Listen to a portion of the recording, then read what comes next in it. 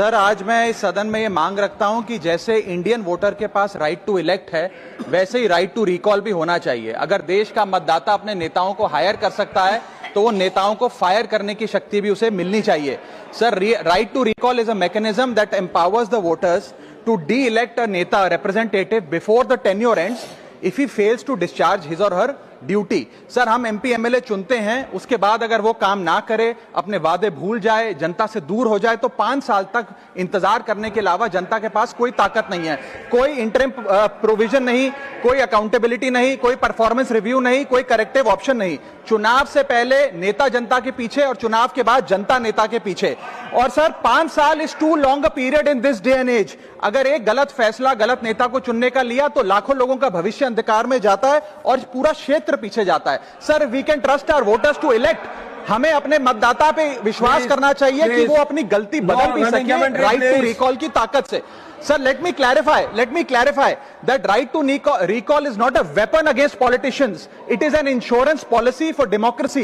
और भारत के संविधान में जब आप राष्ट्रपति को इंपीच कर सकते हैं टेन्योर के दौरान, उपराष्ट्रपति को हटाने का प्रावधान है, जजों को इंपीच करने के लिए प्रोसेस लेट डाउन है, यहां तक कि रूलिंग गवर्नमेंट के खिलाफ नो कॉन्फिडेंस मोशन लाकर आप सरकार बर्खास्त कर सकते हैं। तो एमपी एमएलए अगर आपका नॉन परफॉर्मिंग है तो उसको हटाने के लिए क्यों नहीं राइट टू रिकॉल मतदाता को देना चाहिए।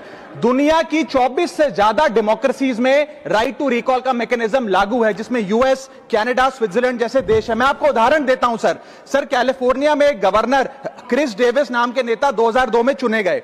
उनके कार्यकाल में मैसिव पावर कट हुए, एनर्जी क्राइसिस हुआ, बजट की मिसमैनेजमेंट और गन शूटिंग की वारदातें हुई। उसके चलते 1.3 मिलियन कंस्टिट्यूएंट्स ने एक पिटीशन साइन करके दी कि इन्हें रिकॉल किया जाए। वहां के चुनाव आयोग ने रिकॉल वोट कराया 7 अक्टूबर 2003 को और 55% मतदाताओं ने वोट किया कि इस नेता को बर्खास्त किया जाए।